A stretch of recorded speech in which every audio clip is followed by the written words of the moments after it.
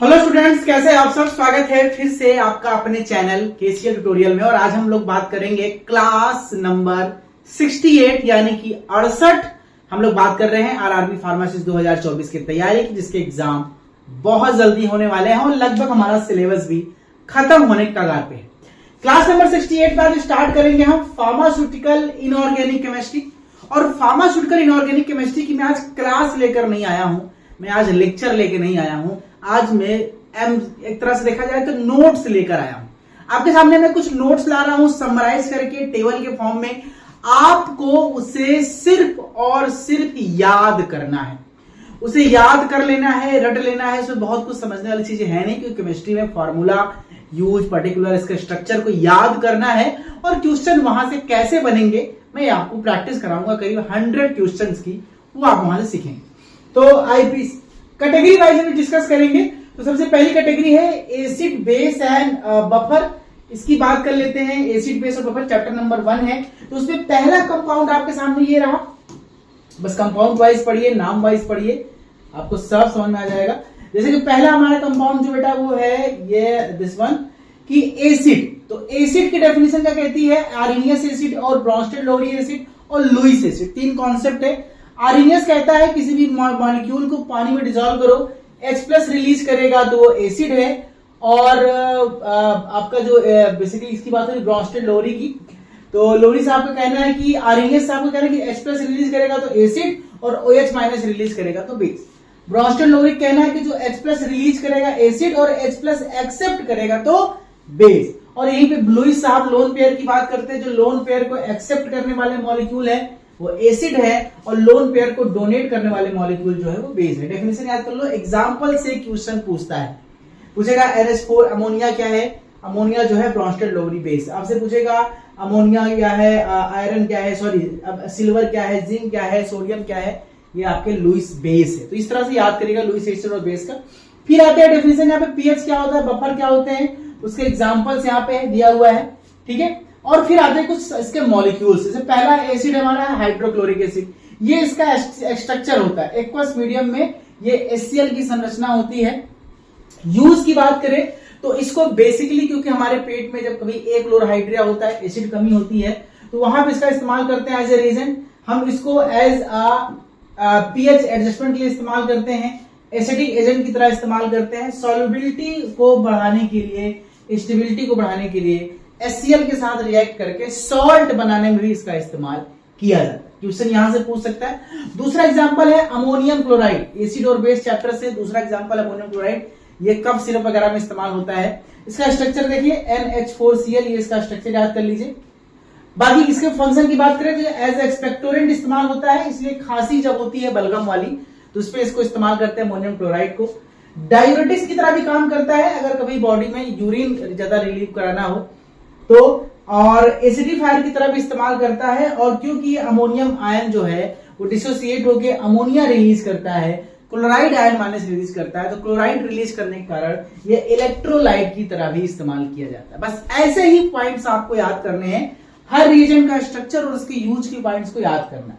अगला एग्जांपल देख लेते हैं, कैल्शियम हाइड्रोक्साइड, ये बेस है। अब कैल्शियम हाइड्रोक्साइड की बात कर ले तो बेस है ये। दिस इज द CaOH का होल ट्वाइस, फार्मूला है CaOH का होल ट्वाइस और स्ट्रक्चर है CaOH होल ट्वाइस।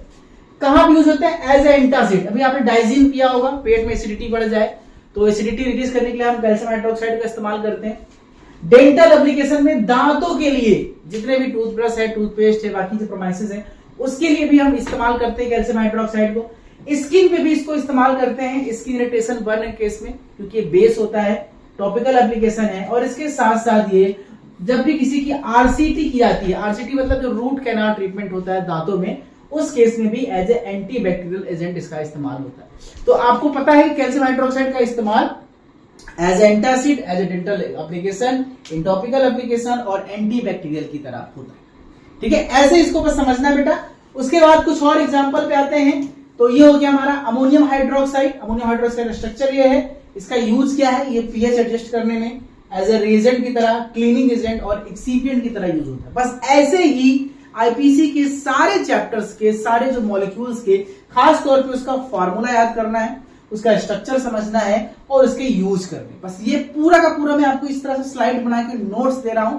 ये नोट्स आपके अपलोड है एप्लीकेशन पे, यहां से आपको खुद से स्टडी करनी, रट लेनी है, याद कर लेनी है। अब अगला एग्जांपल है, चैप्टर है एंटीऑक्सीडेंट। अब एंटीऑक्सीडेंट में hypophosphorous acid, sulphur dioxide, sodium metabisulphite, sodium sulphate, sodium bisulphite, sodium nitrate, sodium thiosulphate, इसके सिनोनिम्स हैं, ये इसके फॉर्मूले हैं।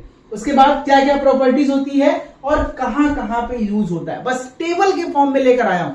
आपको पूरी बुक याद करने की जरूरत नहीं है, बस ये टेबल अगर एक बार आप शॉर्ट कर याद कर लेंगे। पहला क्वेश्चन तो पूछेगा कि भाई सोडियम बाइसल्फाइड क्या है, ये एज अ एंटीऑक्सीडेंट इस्तेमाल होता है। सोडियम बाइनाइट्राइड क्या है, एज अ एंटीऑक्सीडेंट। एक क्वेश्चन तो यहां से बनेगा। फिर इसका फार्मूला क्या होता है, सोडियम नाइट्रेट फॉर्मूला होता है NaNO3, सोडियम बाइसल्फाइड का NaXSO3, ये फार्मूला याद करना है और इसके प्रॉपर्टी ये आप खुद से कर लेंगे। अगला चैप्टर है गैस्ट्रोइंटेस्टाइनल एजेंट, जो पेट के लिए इस्तेमाल होते हैं। उसमें एंटासिड्स में आपके आते हैं sodium bicarbonate, sodium citrate, formula structure यहाँ पे दिया हुआ है। फिर आते हैं कुछ नॉन सिस्टेमिक एंटासिड, जैसे कि एल्युमिनियम हाइड्रोक्साइड, मैग्नीशियम हाइड्रोक्साइड, इसके फार्मूले वगैरह। और फिर कैल्शियम कार्बोनेट, मैग्नीशियम ट्राइसिलिकेट, मैलेग्रेट, ये सारे मॉलिक्यूल्स याद रखना है, फार्मूला उसके साथ उसके यूज, ये बहुत इंपॉर्टेंट है। और किस कैटेगरी का ड्रग है, उसी में एसिडिफाइंग एजेंट में hydrochloric acid, ammonium chloride. Protective और एड्सॉर्बेंट चैप्टर में देखा जाए तो bismuth subcarbonate, kaolin, activated charcoal, aluminium sulphate. Cathartics purgative laxative में magnesium sulphate, sodium potassium tartrate. याद रखना है कि कौन सा ड्रग किस कैटेगरी का है, क्या उसका फार्मूला है और क्या उसका यूज है। बस इसी तरह से मैं आपको सारा एक एक चीज बोल के बताऊं। बच्चे नहीं हो आप, फार्मा डी फार्मा कंप्लीट कर चुके हो, तो आपको मैं नोट्स बना करके एक साथ दे रहा हूं, एप्लीकेशन पे अपलोड कर दे रहा हूं, इसे याद कर लीजिएगा। ये सारे टॉपिकल एजेंट, ठीक है, चैप्टर वाइज देखिए मैंने सारा अपलोड किया हुआ है। प्रोटेक्टिव हो गया, एंटी माइक्रोबियल ड्रग्स हो गई, ठीक है, और इस तरह से आपके डेंटल प्रोडक्ट्स हो गए, ठीक है, और आपके expectorant, emetics, respiratory stimulant drugs हो गए, एंटीडोट्स हो गए, इनहेलेशंस हो गए, ये सारे के सारे आपके जो हो गए बेटा क्या हो गए, चैप्टर्स। बस इतना याद कर लेना। अब याद करने के बाद बारी आती है एमसीक्यू सॉल्व करने की। अब मैं आपको इसी पीडीएफ में 100 एमसीक्यूज दे रहा हूं, 10, 20, 30 नहीं, 100 एमसीक्यूज। जब आप ये पूरे चैप्टर को याद कर लीजिएगा तो आप अपने से इन एमसीक्यूज को सॉल्व कीजिएगा। मैंने बैकग्राउंड व्हाइट रखा है इस बार, ताकि आपको याद करने में दिक्कत ना आए। 2-4 में सॉल्व करके देख लेता हूं हम लोग, फिर आगे आपको पढ़ते हैं। क्वेश्चन नंबर 1 है कि which theory defines acid as proton donor. किस एक्वस मीडियम में जो H+ डोनेट करते हैं वो एसिड होते हैं, किस थ्योरी के हिसाब से। तो देखिए आर्हीनियस और क्या नाम है ब्रॉन्स्टेड लोरी, दोनों में H+ रिलीज करना जो है वो एसिड है। लेकिन यहाँ पे प्रोटॉन की बात हो रही है और प्रोटॉन की बात की थी यहाँ पे हमारे ब्रॉन्स्टेड लोरी ने, तो ऑप्शन नंबर बी सही है। Question number 2, according to Bronsted Lowry theory which of the following act as a base. तो ब्रॉन्स्टेड लोरी कहता है जो H+ एक्सेप्ट करे वो बेस है। HCl एक्सेप्ट नहीं करता, अमोनिया करता है, वाटर भी करता है, NaOH नहीं करता, तो सही जवाब इसका ऑप्शन नंबर बी सही होगा, अमोनिया। तो बेटा इस तरह से मैंने कुल टोटल 100 क्वेश्चन आपके स्क्रीन पे है, आप प्रिंट आउट निकाल सकते हैं क्योंकि मैंने व्हाइट बैकग्राउंड रखा है। तो ये 100 क्वेश्चन आप देख लीजिए। अब आपको आज समझ में आ गया और मैं व्हाइट बैकग्राउंड में क्यों नहीं पढ़ा रहा था, क्योंकि चेहरा ब्लर आता है, फोटो क्लियर नहीं आती, लेक्चर सही नहीं होते। तो ये आपके टोटल मेरे लाल 100 क्वेश्चन की प्रैक्टिस है। और अगर आपने 100 क्वेश्चन सॉल्व कर लिया तो कहां से क्वेश्चन छूटेगा, लगभग आपके सारे क्वेश्चन कवर हो जाएंगे। ये 100 क्वेश्चन आपकी स्क्रीन पे है, आप इसको सॉल्व कीजिएगा। मेरी कोशिश है कि आप 2 दिन के अंदर, आज मैं लेक्चर ले रहा हूं, कल लेक्चर शायद नहीं ले पाऊंगा, तो आज और कल के बाद 2 दिन के अंदर आप इसको पूरा कवर करिए चैप्टर को। और इसके और जो इस संडे को टेस्ट होने वाला है, इनसे क्वेश्चन आएंगे इस संडे 8वें टेस्ट में आपके। ओके, ये आपके टोटल बेटा 100 क्वेश्चन हो गए। ये देखिए 57, 58 और ऐसे करते हैं तो बहुत सारे क्वेश्चन कलेक्ट किया है, कई सारे बुक से निकाल करके, कई सारे एग्जाम पेपर से निकाल करके लास्ट ईयर के, तो ये हो गए।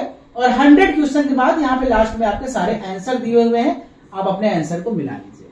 तो चैप्टर बेटा ये आपके हो गए पूरे के पूरे चैप्टर, पूरे के पूरे सिलेबस, ठीक है। तो ये आज की क्लास, मैंने कहा कि आज की जो क्लास है वो क्लास नहीं है, एक्चुअल में जो आज की क्लास थी वो एक नोट्स थी जो आपको प्रोवाइड करना था, समझाना था। आज छोटी सी क्लास मैंने कर ली है, इसे खत्म कीजिएगा। इनऑर्गेनिक केमिस्ट्री खत्म, चैप्टर नंबर क्लास नंबर 69 में मिलेंगे एक नए टॉपिक के साथ। Thank you so much, take care और पढ़ाई लगिए।